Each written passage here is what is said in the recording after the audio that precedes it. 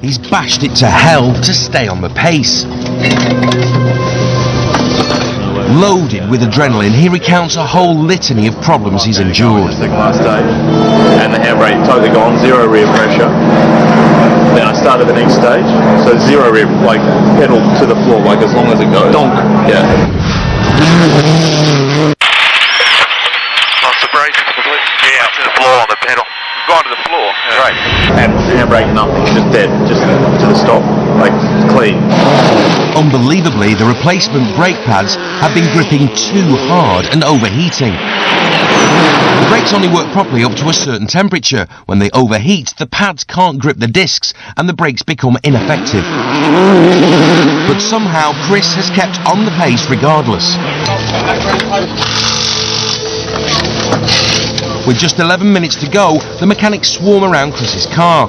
They really can't afford another time penalty. Besides changing the gearbox, water sprayers are fitted to stop the brakes overheating. After a hectic 45 minutes, Chris's car leaves the service with moments to spare. Two drivers at the end of another nightmare day. One is still fighting, the other is struggling. Sometimes better to say nothing. We've had a tough day. Let's not hang ourselves yet, you know. Let's get these cars right tonight. Get everyone refocused in the morning. You know, the drivers will walk away from this for a while and have a rest and come back, and we've got a job to do tomorrow. And that's it.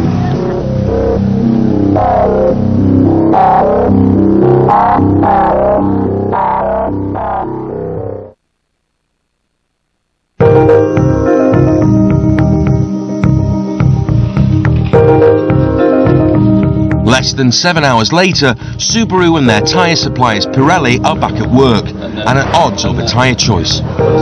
Based on his 3 years of rally experience here in Japan, Chris is not happy with Pirelli's advice.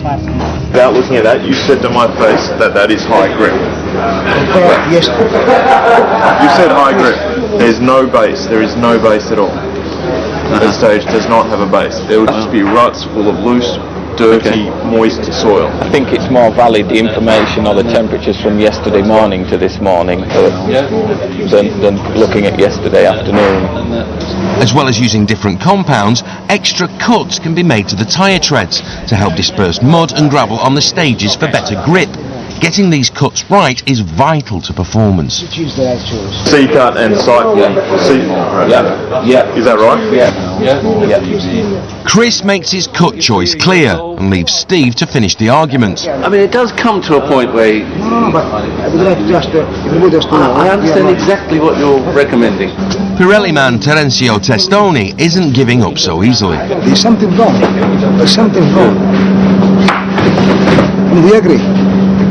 In this team, the tyre engineer is never going to have the final say. There's always a level of debate, but I have to say, unless there's a wildly wrong choice, the tyre that the driver thinks is the best tyre for me.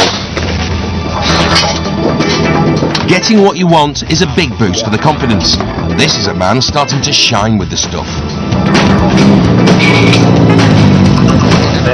The day stages will be run in the same region as Leg 1, and spectator-friendly Rikubetsu is a repeat of 2 of yesterday's stages. So when the competitors come through for the 3rd time, the ground is massively rutted, and they're forced to follow the tyre tracks worn into the mud by 80 or so cars the previous day. Chris ploughs through the ruts just seconds slower than the big stars up front. The pressure is showing on rally leader Marcus Gronholm. He spins twice and loses the lead to Sebastian Loeb and the Kronos Citroën team. Là maintenant le trou est un peu mieux fait que Marcus nous l'a fait hier, on a plus de 27 secondes d'avance. Bon, mais il faut continuer à garder un bon rythme, mais voilà, c'est une très bonne matinée pour nous. Chris is on a charge, pushing hard, pushing very hard, maybe too hard.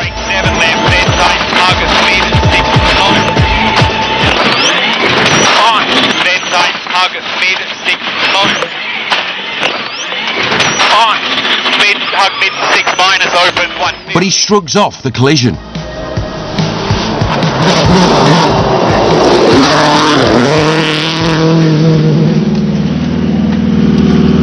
I'm not sure how bad it looks. It's still driving okay, just clipped a few small trees in the outside of a corner, nothing bad.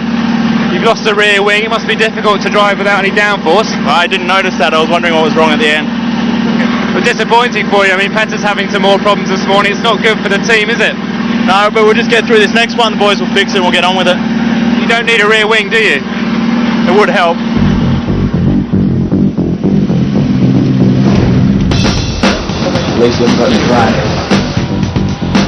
Amazingly, even though he's missing his rear spoiler, Chris sets 2/3 fastest times before lunch and moves up into 4th place overall.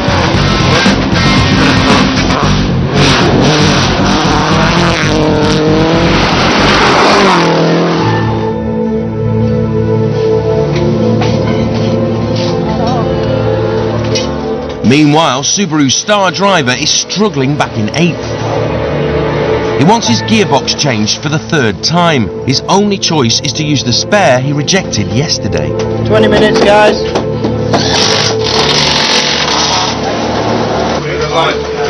The hammers are out on Chris's car as the bodywork is bashed back into shape after the slide into the undergrowth. Chris feels poor grip from the tyres is partly to blame, which sparks a second row with Pirelli. For me, the information wasn't the same as I got. So we cannot follow the same lines as the other car. The clock is ticking, so Paul puts an end to the discussion. Right, I will make a decision. Cut the tyres. Right, just do it. We have a job to do here this weekend. Is keep you. You cut the tails. Yeah.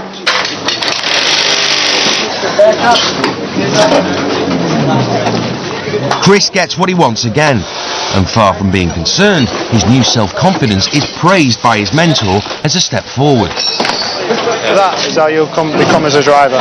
You explained it very clearly, and it allows me to challenge him, and we make a logical decision. That's it, finished. Good job, very good job. Whilst the Imprezas drive back out to the stages, David Richards, chairman of ProDrive, the rally team's parent company, drops in to find out from Richard Taylor what's going wrong.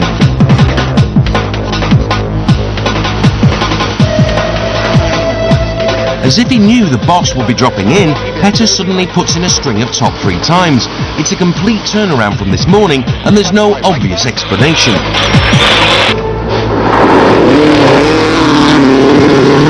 Yesterday afternoon, we had the same transmission.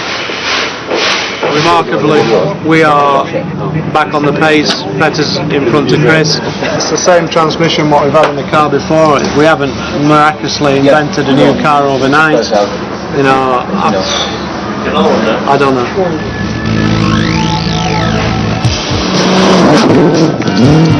Although he's been running with a gearbox he rejected yesterday, the Norwegian is faster than rally leader Sebastian Loeb and only a fraction slower than Gronholm. So it seems the handling problem can't be in the gearbox after all. Is Petter simply losing it with the underperforming car?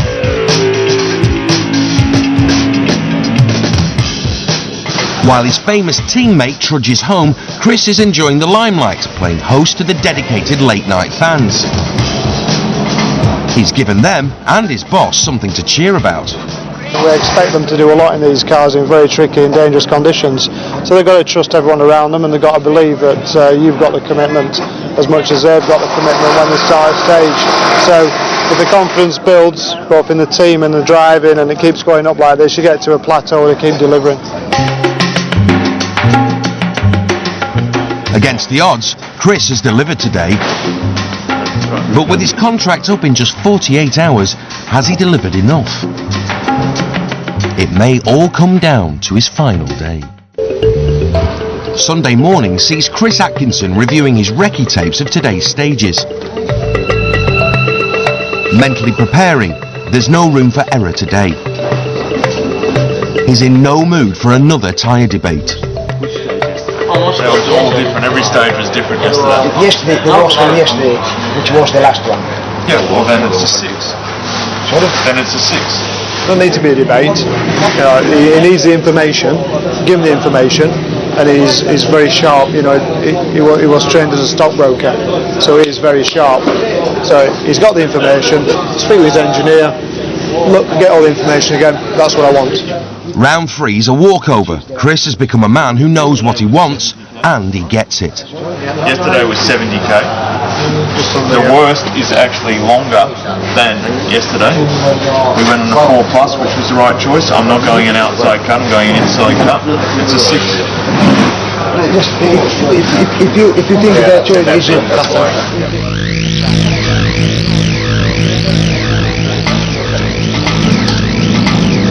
Time's running out and Pirelli are in disarray, so Paul steps in to lend a hand.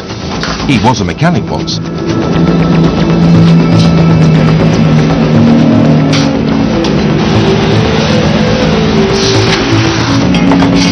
Finally, with moments to spare, Chris's tyres arrive with his choice of compound and cut, exactly what he wants for maximum grip on today's muddy stages.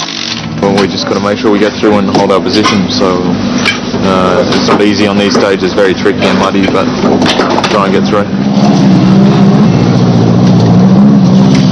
The morning's first 3 stages take place on slippery forest tracks northwest of Obihiro. Black crest. Chris puts in a solid performance during the morning. He's holding on to 4th place. 14. But things are going wrong for Petter again. Tightens. Still having the brakes. 18. Cut 5 left out long. With no confidence in his brakes, he crawls through the stages. But is the problem mechanical or mental? Does anyone still care? Because the team's focus is very much on their young gun.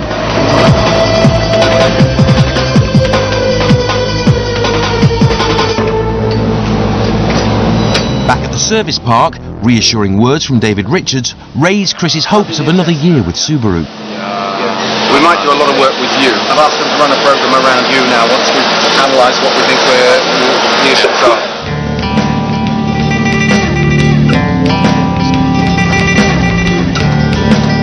Chris prepares for the last 3 stages brimming with confidence. Push on. Now's the time to count. Let's go for the lead. Chris is just 45 kilometres from his best result of the season. 45 more kilometres fighting a wayward car. Out front, the classic dogfight between Loeb and Gronholm goes all the way, with Gronholm closing in stage by stage.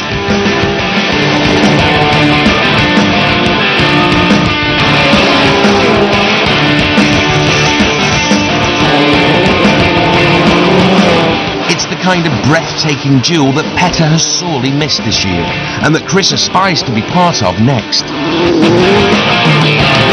Loeb eventually holds on to win after 345 kilometres by just 5.6 seconds. Chris brings it home, his 4th place secured. With the combined pressure of his contract coming to an end and a car that has fought him every kilometre of the way, this year's Rally of Japan has seen this young driver come of age. You know, he's worked hard all year, and I think what you'll have seen through the years is a maturing driver. You know, he hasn't got that much experience, to be fair to him, and now, you know, he's up there, he's doing good times. You know, he's in front of his teammate on some stages, and he's in front of a world champion. It's good for him, you know, and it just gives him confidence. It gives him more courage. Job done for Chris, and tomorrow he'll have his contract renewed. But his teammate finishes dazed and confused. A miserable 8th place for Petter, and as he says goodbye to his friends in Japan, his usual spark is gone. From me and the Subaru team, we want to say thank you very much for all your support this weekend. It's been a tough weekend for everybody, but just remember, everybody's working very hard, and we will be back again soon.